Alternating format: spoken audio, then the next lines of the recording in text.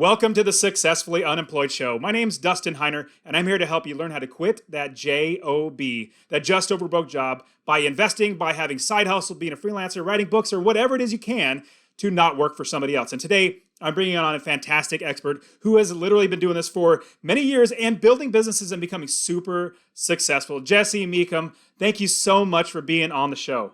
Thanks for having me. I'm happy to be here. Man, I was super excited to hear that you're going to come on the show, especially because I've known about your software that you need a budget, and it's a software helping people to budget. I'm definitely not a numbers person. In fact, like numbers literally disappear in my brain. Like they go in and they literally just flutter away. My wife is a budget person, so she loves budgets. And you created something that I heard of like 15 years ago. My friends were using it from my church and they were recommending us. And so it was really great to have you on. So I want to know, how do you make money to provide for your family without working that dead end, just over broke job? We essentially teach people, and I'll say we the whole time because it's an entire team of people, but at one point it was just me and then it's just kind of grown from there. But we teach people how to think about their money differently. And then we teach for free. But the way we make money is we'll sell people the software that they can then use to implement what we teach. And the software is what pays the bills, keeps the lights on, and feeds the families. So that is it in the smallest nutshell I could give you. So I'm going to jump into your background, but then I also going to ask you a question like, did the software come first or the teaching come first? Well, let's talk about your background. What were you doing before? Were you trying to climb the corporate ladder? And then what got you to where you can actually quit and get over that nervousness of actually quitting that JOB? I started what we call YNAB. I started YNAB in 2004. I was a junior in college working on a master's degree in accounting. So I, maybe more like your wife, I was wired for like holding on to those numbers for a little bit longer. And my plan, and Julie, my wife, who I'll mention probably a lot, was fully on board with this, was the idea of, become a CPA, work for a big accounting firm. There are 4 large accounting firms, and work for one of them and climb that ladder, become a partner. And I had heard they make $300,000 a year. And I thought I can get by on $300,000 a year. That's not too shabby, And so that was the plan. The only real problem with it was we decided early on, we were newlyweds, pretty broke and all of that. And we had created YNAB just for the two of us. And it was working well, but we just weren't making enough to have Julie be able to step out of the workforce once our first came along, and we both desperately wanted her to be able to do that. So with our first baby coming, I thought maybe I would just sell this little spreadsheet I had made and be able to, have people PayPal me money or something. This is back before phones and all the fancy stuff.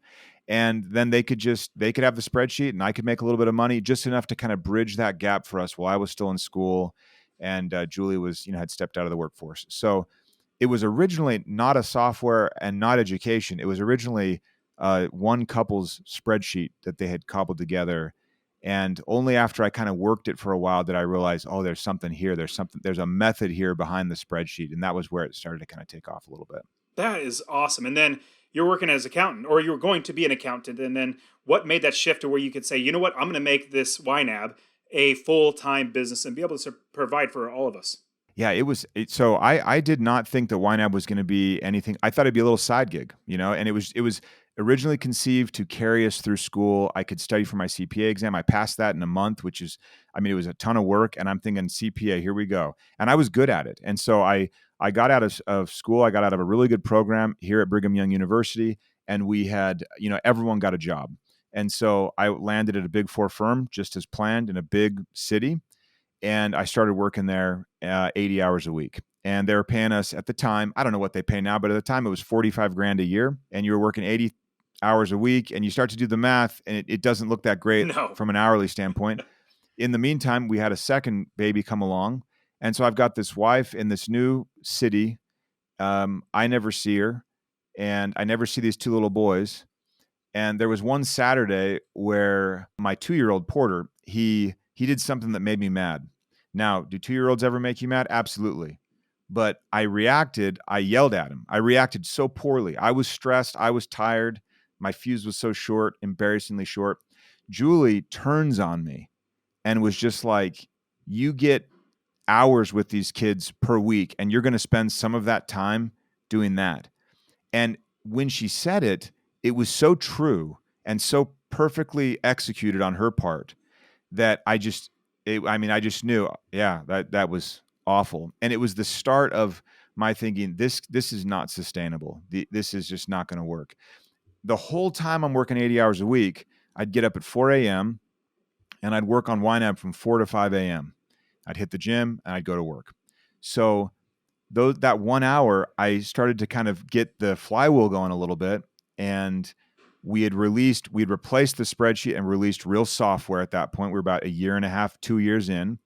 And with the release of actual software and not just a spreadsheet, the money was starting to roll in. I was paying one contractor who would do the engineering for me. I was doing all the support, marketing, everything else from 4 to 5 a.m., Monday through Friday. I realized, looking at like about 8 months of numbers, I realized that I was making twice what I was making at my accounting job at YNAB. So making 45 grand a year. And I think I looked at the numbers and I was like, I think I'm going to do 90 or 95 this year in profits. I'm embarrassed, Dustin, to say this, but even looking at the numbers, like, hey, you're making twice as much money, spending a fraction of the time.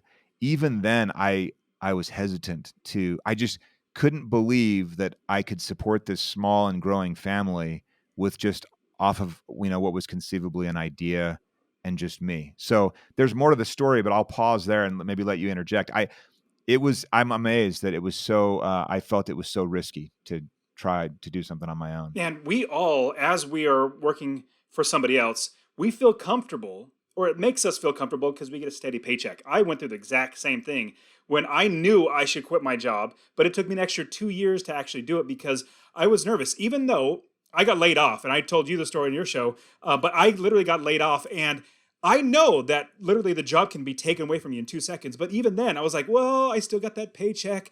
And it just kind of, it's that security blanket that you have. But then for me, it came a time where I absolutely realized I'm losing money working here. Even though I was making $75,000, $80,000 a year, I'm losing money working here. I can make so much more money not working here, working for myself. Plus, I'll be so much more happy. I'll be able to do whatever I want.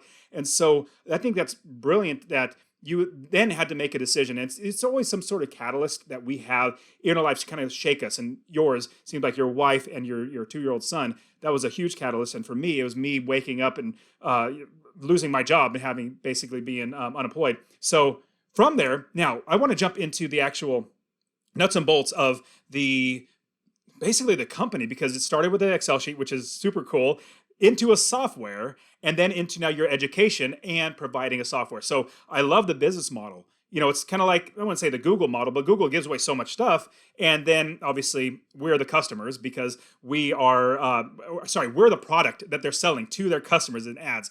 So you have it to where you're literally just giving lots of stuff away and you have a software. So let's start from the scratch.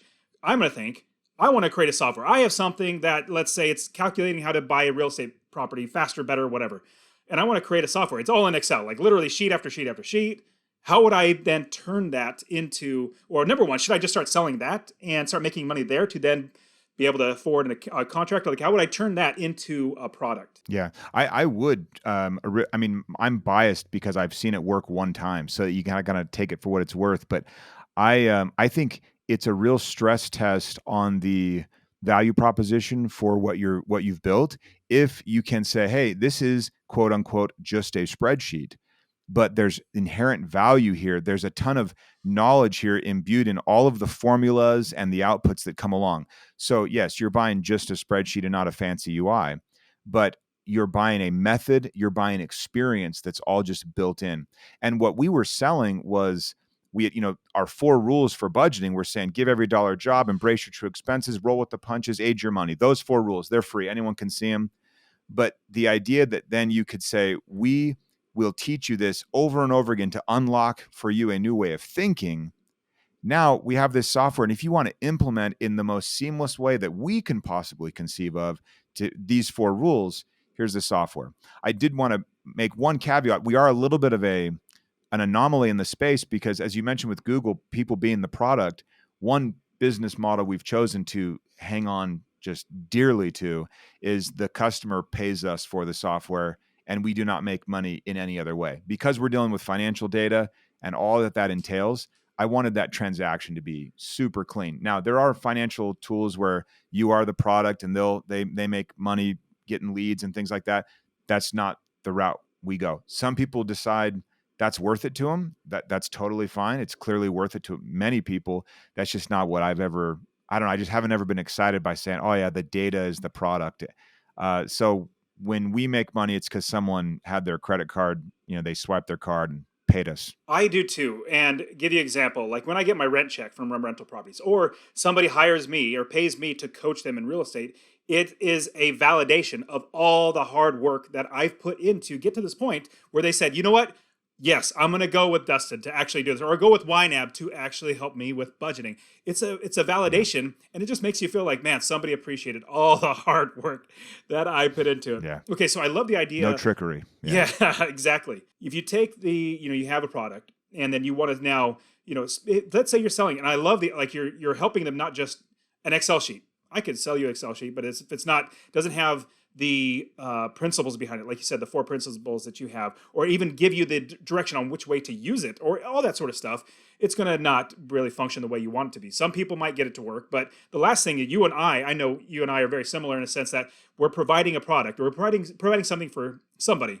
And for me, like when somebody buys into my courses or coaching, if they only get through like 20% of my course, I'm like, oh man, if you just get through it and you push yourself through it, you're going to do it and you're going to be successful. Just like you, like if you just use the product and actually implement it, you're going to do really well in your budgeting and your life's going to be changed. So, okay, so let's jump into, if we have the Neva Excel sheet, how do we find, that's my first thought is like, how do I find somebody good enough that's actually going to provide a code for it and make sure that it's a software that works, and then also like protect it so nobody steals it and all that good stuff. Yeah, absolutely. On the spreadsheet, you probably would just say, well, it's going to be stolen. That's what I had to say. I just thought, well, it'll be copied. You rely on your marketing presence. You rely on your brand. You rely on all these other intangibles that you have that are valuable. So code can be copied, ad nauseum. So you have to kind of set that aside and say, I'm really selling more than just the literal bits. But that's kind of one aside. On the finding the right person, I don't have any specific advice. I do have some cautions, though. Many times when it's a technical need, people will often quickly default to, well, I need to find a technical partner. And you need to think of partnering with someone before we even get into comp. You need to think about partnering with someone a lot like the way you think about marrying someone. You are not intimately, that's the wrong word probably, but like you are just crazy intertwined with that person from then on. And it is a bear to unwind that. So when you are choosing someone to help you implement, this could be any part of a job, but the technical aspect is particularly cautionary because it can be a total opaque kind of black box for you.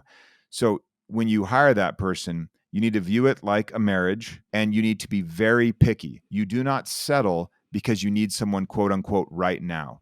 It's better to hire slow and right than fast and wrong. And so those are just some kind of adages that people can run with. You can put yourself out there and you can put up ads, and you obviously would do very well networking, and, a friend of a friend is much, I'm not saying your uncle or something like that. I'm saying real networking to gather candidates, and then really be scrutinizing as far as, is this a fit? Take your time vetting these candidates to make sure you actually land on the right one. I got lucky with my technical partner who owns a little part of the business. I got lucky with him, just straight up luck. And I'm blessed for it and grateful every day for it.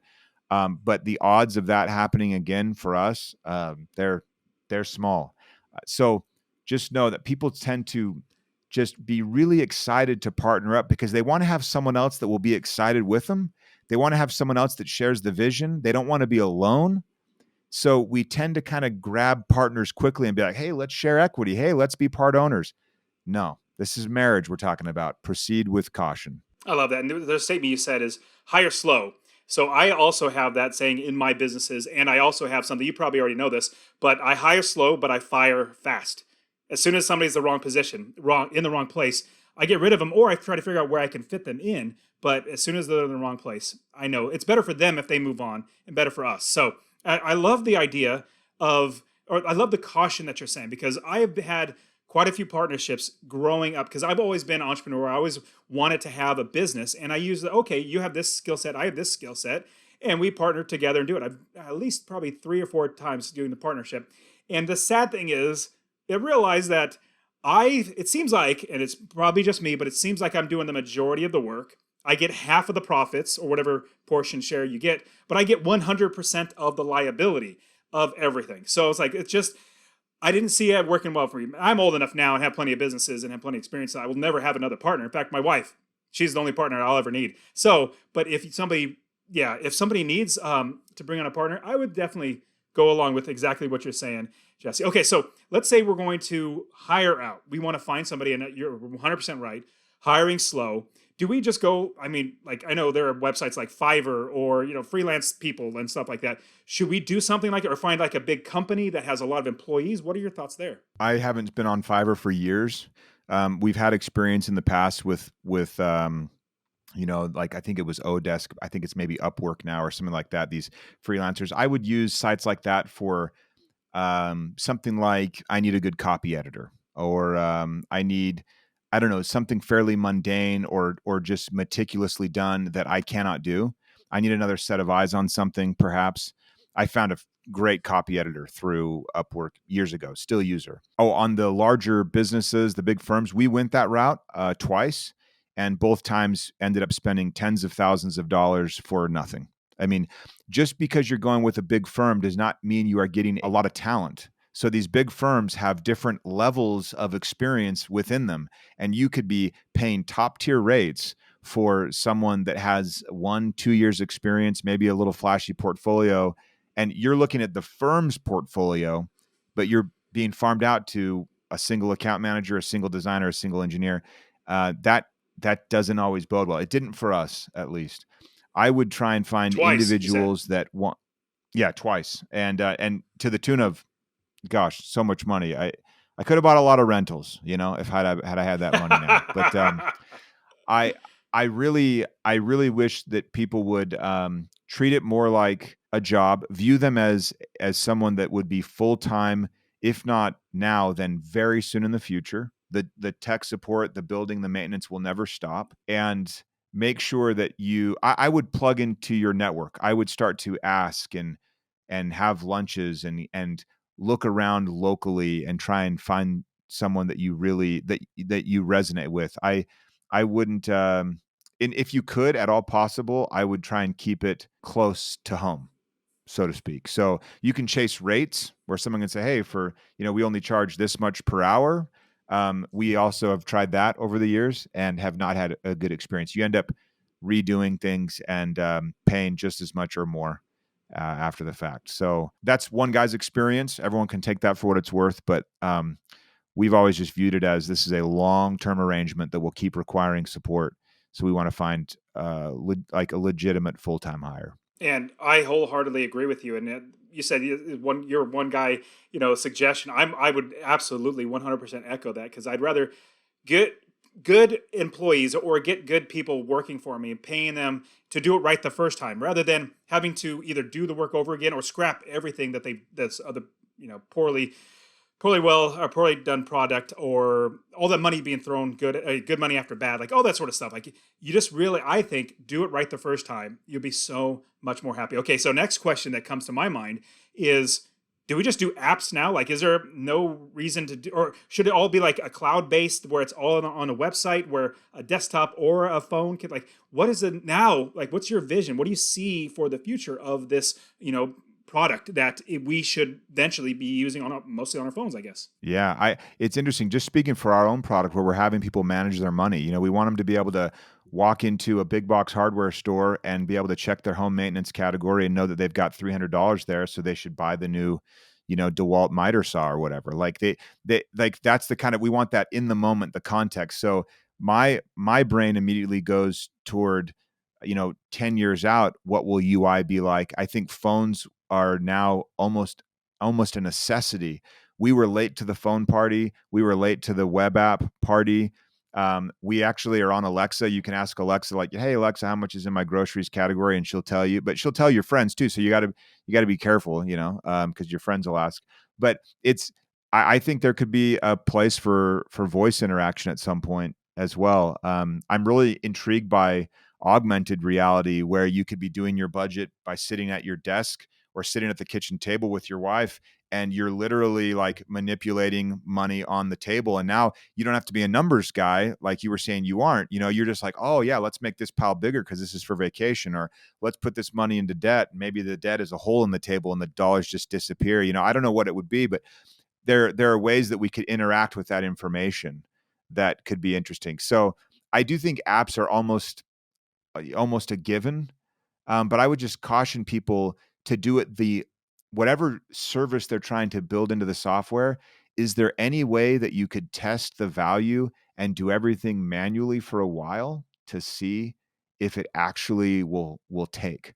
So can you get to a value like a product fit? For instance, I had a friend's son ask me for advice, and he's this event planner, and he had this idea for essentially Airbnb for weddings. And here in Utah, there are lots of weddings, lots of beautiful backyards. And he was like, you don't have to pay huge rates for these venues. You could use these beautiful backyards of people, and they're only using their backyard maybe once a year, once every 3 years for these events. He had this long list of beautiful backyards, and he was an event planner, and he was saying I could build an Airbnb to facilitate this. And I was just trying to convince him. I didn't successfully, but I was trying to convince him, like, just you're the app right now, your brain, so you are just the matchmaker here. Don't go off and build some platform. Just see if you can add value by being this middleman in there, and connecting, the venue to the buyer. But it wasn't as sexy as an app would have sounded. That's so sad that this gentleman that you're talking to didn't take any advice from somebody who's been doing this since 2004. That is just so sad. At least if I were talking to you and say, hey, Jesse, this is my plan. What are your thoughts? You said, do it X, Y, and Z. I'd be like, okay. Like, I trust that you're an expert. You literally have the success. Anyways, okay. That's just sad that people don't take advice like that. Okay. That's why I love having the show, because I get to meet great people like you, and I get to learn a ton. I have plenty of my own businesses, but like, who knows? Maybe I want to start another business or this business or whatever. It's so great to learn all the different ways that are out there, plus sharing with everybody else how to do it. Okay, so also what goes in my mind as we're thinking about creating an app, let's say we already, or not just an app, but like a software, a product that somebody's buying that's like technology, app, could be a desktop program, cloud-based, whatever it might be.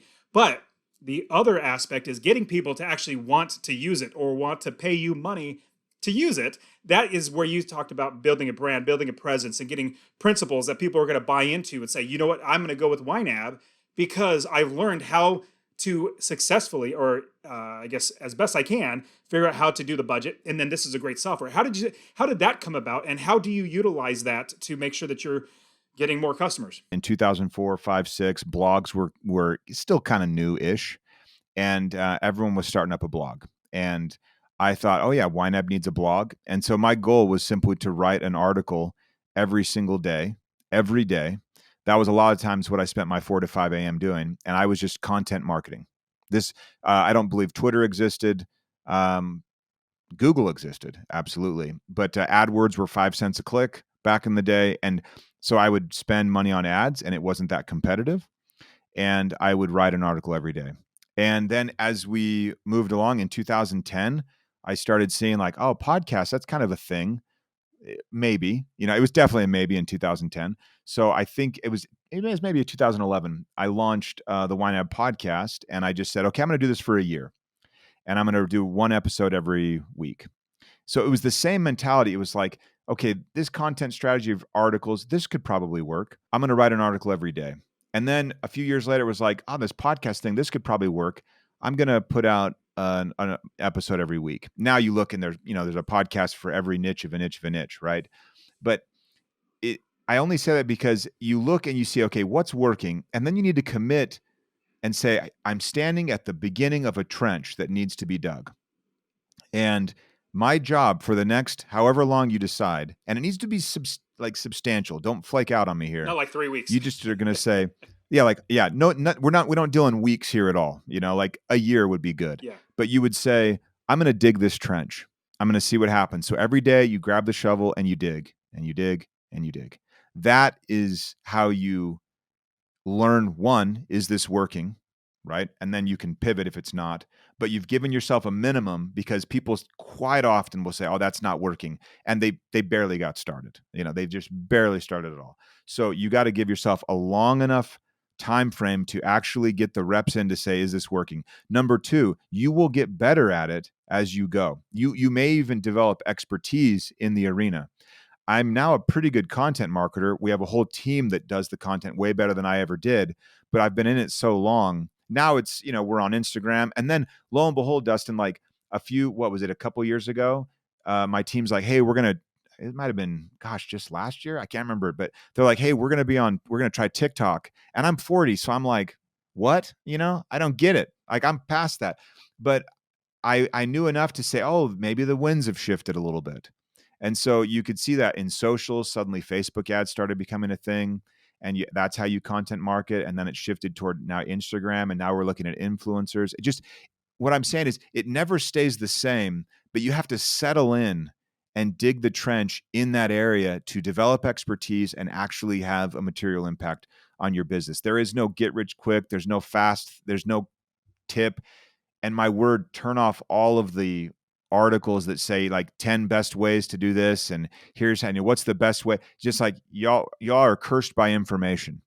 You just have to turn off the internet and produce things for a good long while, and then you'll get good at it, and people will start to recognize the value and pay you for it. And I want to touch on, because I love that idea. I've been building content for Master Passive Income since 2015, just little by little. And then I look back over this many years, I'm like, oh my goodness, if I had to recreate everything, it would take me just as long. There's so much content that I've created, then obviously Successfully Unemployed and all the other businesses that I've created. Now, I'm thinking, okay, so if we're going to go down this route, we want to be, and you educate people, right? Because number one, you just need to help them know that they need a budget. That's right. You need a budget, appropriately titled software telling them you need a budget. Very appropriate. Kind of like My Pillow. It's like people like, oh, My Pillow. It's My Pillow. It's very great branding. So you need a budget. So it's telling them they need a budget. So if we're going to be creating something that is need a lot of education in order for somebody to want to buy it, because I don't want to buy a budget program because I don't want a budget, but I'm told that I need it. And then I start learning that it's a beneficial, it help. So talk to us about that. Obviously, we podcast, and let's say we have a YouTube channel, write articles, and we're starting to get that content out there. But teaching that stuff in order to get them to buy that extra content, just like with me, I teach investing in real estate. I have my podcast, YouTube videos, articles. Like literally, I give away so much information. And the reason why, this is free information on how to do it. The reason why is because I can teach anybody how to invest in real estate, but I cannot get them over that hurdle to say, yes, I can do it, and I'm going to do it. And it takes that much free information for them to actually want to go further. So talk to us about that. Like, how do we know if we need to be a content teacher? Like, we're teaching this stuff in order to get this software sold. I would test it. I would see if you could position yourself in that way as an expert. You have to have a little bit of ego, and you have to say like, hey, I think I'm an expert in this. I have an opinion that's worth sharing. And that's above and beyond social media, where everyone's opinion is always worth sharing. Like, it's legit. Like, you legitimately have thought about this long and hard and have some value to offer. I've found it to be, probably just for my personality, a really fun way to sell, because I want to teach people. I'm naturally a teacher. I lean that way. If I'm in a store and someone, we're both staring at TVs and someone's like, I'm thinking about getting this one, I'll probably go into teacher mode. It's like, oh, well, I had this thought. Like, it's just kind of in my blood, and hopefully people don't find it terribly overbearing. But I've always liked it because teaching sells. It's about figuring out where someone's stumbling blocks are, figuring out where their knowledge isn't quite crossing the chasm, and then closing that gap. And the fun thing is, if you're good at talking, good at writing, good at video presenting, there are so many different mediums that are all executing on that same angle of saying, we are teaching this. And the master teachers know how they can approach a total novice in a space and meet them where they're at. And YNAB we're still working on that. We're still working on, okay, someone says they don't think they need a budget. We have some work here to do. Or they think a budget is about dieting or restriction. There's some work for us to do here. So we've had to make sure we try and claw our way out of that curse of knowledge and be able to meet people where they are. But I don't know if I could say, how do you know you should teach or not? I just have found that it's personally for me just where it fits really nicely with my personality. And then we hire professional teachers that worked, that are trained and they worked in public education, or I mean, they're just naturally gifted teachers. We hire them and they run our workshops, and we hire people that are on our live chat or email support. I mean, they're teachers at heart and they give the best support. They won't give up on someone. It's really fun to watch. I would say that I definitely am much more of a teacher, and I enjoy teaching. It's just a lot of fun. So there's one word that you brought up, and there's the word ego. And I'm going to push back a little bit, and in a good way, where you said you have to have like it may be like it's a little bit egotistic, or like you have an ego, and it comes across like you're teaching, but you're pushing your information out there. I would like to switch that, or what I do is I switch that, because I'm not a self promoter. I hate marketing myself. I don't want to be prideful. The Bible says that God opposes the proud but gives grace to the humble. So I'm like, I don't want to be proud, so I fight against that. Then I realize also at the same time, I could have a different perspective. If somebody needs something that I am offering, but I'm not giving it to them, I'm doing them a disservice by just not even opening my mouth. And so that's what got me over the hurdle to be able to say, you know what? I have something to offer. And now, hundreds of students later, they're really happy. And so now we're just like, oh, it's a validation. So that's what a little bit of pushback, like just change the perspective. Like, people need this, and I'm doing them a disservice if I do not help them. Yeah, it does. And I think ego is probably, that's like the lowercase e version of it, where we're just trying to say, like, you need to be kind of confident enough to be able to say, yeah, what I am saying is right. And I think it's more of a confidence thing than an ego thing. I will say one thing to kind of pile on to what you were talking about. Some really fantastic advice I got from someone quite a while back. They were talking about, when someone comes up to you, Dustin, and says, like, what's your secret? How did you do this? I mean, you would get that a lot. And I get that too, especially like maybe a generation, younger or something. They'll say, what did you do? What did you do here? And he said, the worst thing you can tell one of these people that are asking you, how do you do this? The worst thing you can say is luck. Now, I can see why people would say luck, because they want to be humble. They want to be able to kind of, they eschew the spotlight. They eschew like that self-aggrandizement, and they want to say like, oh no, like I just got lucky, or blessed. Blessed could be a little imposter. Like, we say blessed, but do we mean lucky? And so we got to be careful there. And only because, and this is what helped me out, he said, if you tell someone, oh, I'm just blessed or I'm just lucky, even though we are all so blessed, what you're not giving them anything that they can do. You're not giving them anything that they can like latch onto and say, okay, I have some hope now placed here. If you and I just walk around and say, oh, we got a little lucky, timing was right, this or that thing. I mean, I'm glad that apps weren't around 4 years before when I launched the spreadsheet, because I don't know if people would have given it the time of day if it wasn't a full-blown app that required a bunch of money to develop. So did I get lucky? Yeah, absolutely. There was luck involved. Should I tell that to someone that's wondering how to get started? No. You can maybe work it in there somewhere along the way and say like, hey, there is some luck here involved, but here's my story. See what you can learn from it. I found that to be helpful advice. Absolutely. And I think that luck is only basically you and I, or entrepreneurs, people who are problem solvers, figuring out there's a problem here. And it might be luck, or we can kind of term it as luck because it was the right time, right place, whatever. But we figured out how to make sure that it works for us instead of just, it didn't just fall on our lap. We had to work for it. So there's two other big things I really would like to know. Number one, and I'll throw them at you right now. Ads. Like, should we throw ads, like put money towards getting our product out there? And the second one would be hiring. So, hiring staff, hiring people to actually do work, because those are both money that comes out of pocket, where most entrepreneurs are like, oh, I'm trying to hold on to every penny because I need it for blah, blah, blah. But they don't realize that this can help you grow your business. So talks about ads first. What are your thoughts about ads, and should we do them? Yeah, it would totally just depend on the space. It is certainly worth testing because it's so easy to test and spin up and see. So you would allocate a budget to it. When I first started in 2004, I sat down with Julie and I said, okay, we have $63 in our personal budget that we can take out and devote to ads and see if this works. And like I mentioned earlier, it's 5 cents a click. So I could take the $60 and with the help of Google and all the magic that they invented, I could actually get visitors and we could start to see, like, is this converting? Is it doing what it's supposed to do? And it did convert enough to keep going. It didn't convert where it's like, oh my gosh, we have an overnight success. It converted just enough to be like, oh, okay, this is kind of fun. This is kind of intriguing. I could keep going. So have a budget for your ads and decide, like, how much is worth testing. That's one, because it could be that you're in a space where it works. It is highly competitive.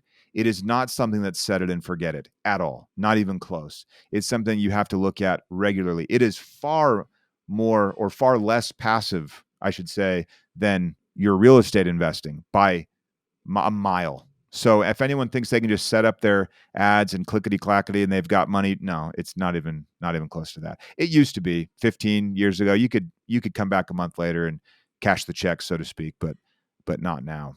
On the hiring front, we have all kinds of strategies around hiring specifically, but just speaking broadly about the value exchange that happens, entrepreneurs need to make sure that they are using their time wisely. And that's like this, that's old school. I mean, it almost sounds cliche, like use your time wisely. But you have to recognize that using your time wisely so much of the time means building systems that other people can step into and then have their own efforts magnified. So I can hire the most brilliant engineer, but if it takes that engineer 4 months to get up to speed in our code, she'll quit. Absolutely, because that's just not a fun place to work. And it's a portent of things to come with onboarding that poor. But it also means that she's just not utilized for way too long.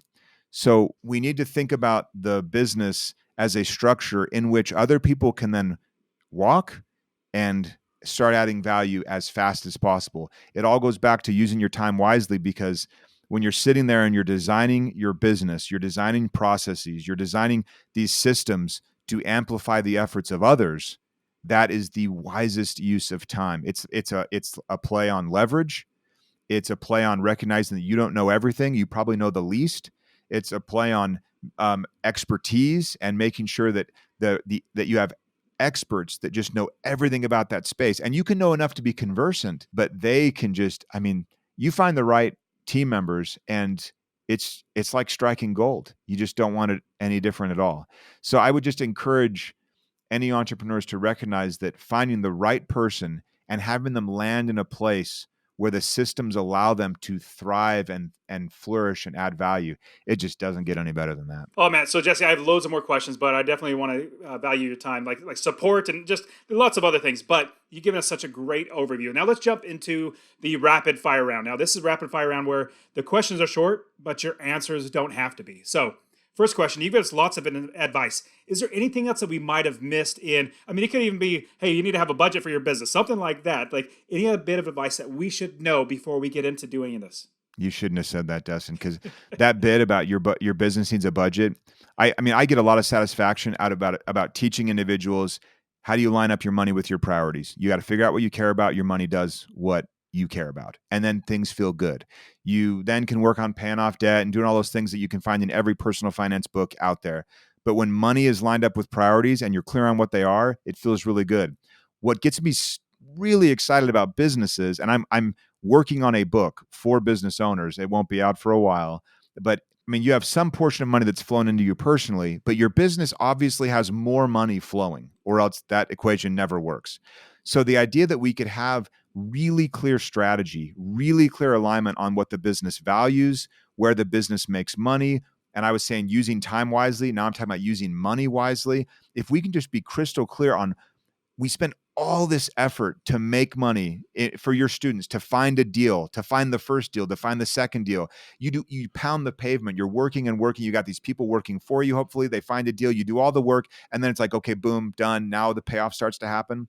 But you're doing all that work. And then once all of that effort is converted into a dollar, we business owners are just like, whatever. I'm just not good with my books. Oh, my accountant handles that. All this, like all of your tenacity and like your high standard of execution just flies out the window because you're like not a money person. Oh, What the yeah. heck does that even mean?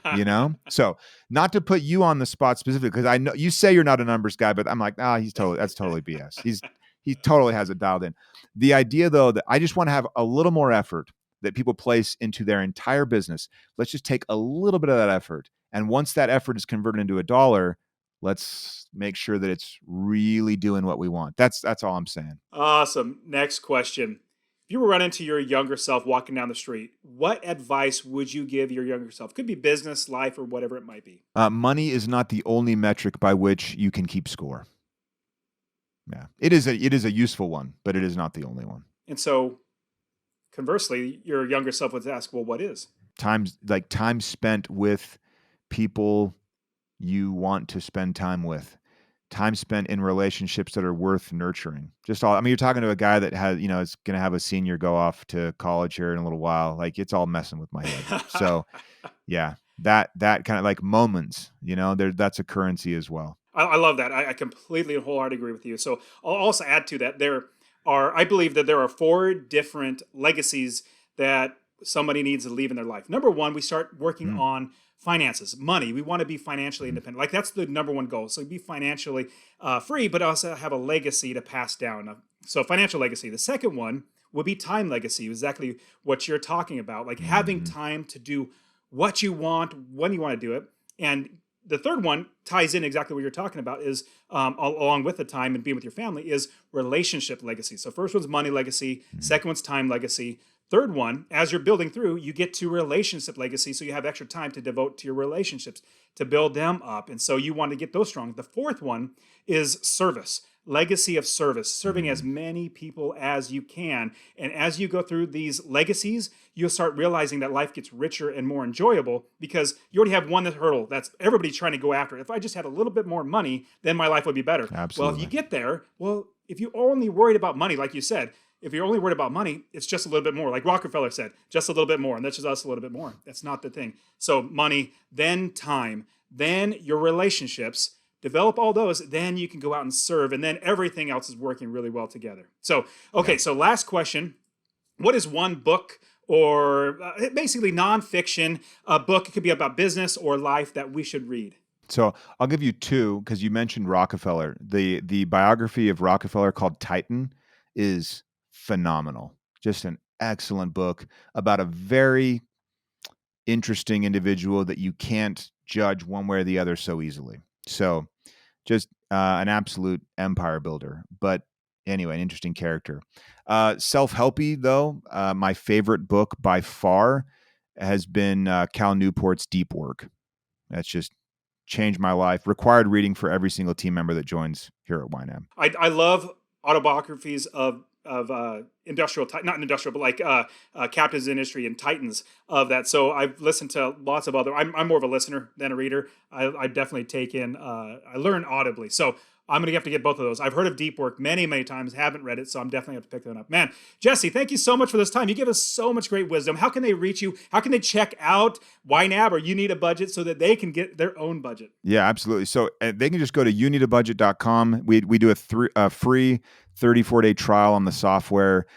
We have a whole support team there. We run classes, like 150 classes a week. They're all live. We have great YouTube content that people can go check out and just kind of watch it at their own speed. Like, you can watch it at 2x and get there twice as fast. We're there to serve you, help you change the way you think about your money. Most people it's not that they don't intend for it to go well. They just aren't quite doing it right. So it's a 34-day free trial. We don't ask for your card up front or do anything sneaky. We want this to be like a totally legit transaction. It's not something you forgot, like some doubled up Netflix subscription or something. So youneedabudget.com. And then if people want to reach me specifically, I'm not on any social media. That's another trick I use to stay sane and productive. But you can email me at jesse@ynab.com. I don't email back right away, but I do email back. So anyway, that's where I'm at. And then you can just go check us out and see if we can help you. I mean, I want everyone to make as much money as they can. I also want the money to go off and do what will make them happiest. And that's what a budget really is. Fantastic, Jesse. Thank you so much for all the great wisdom and time. I really appreciate you, man.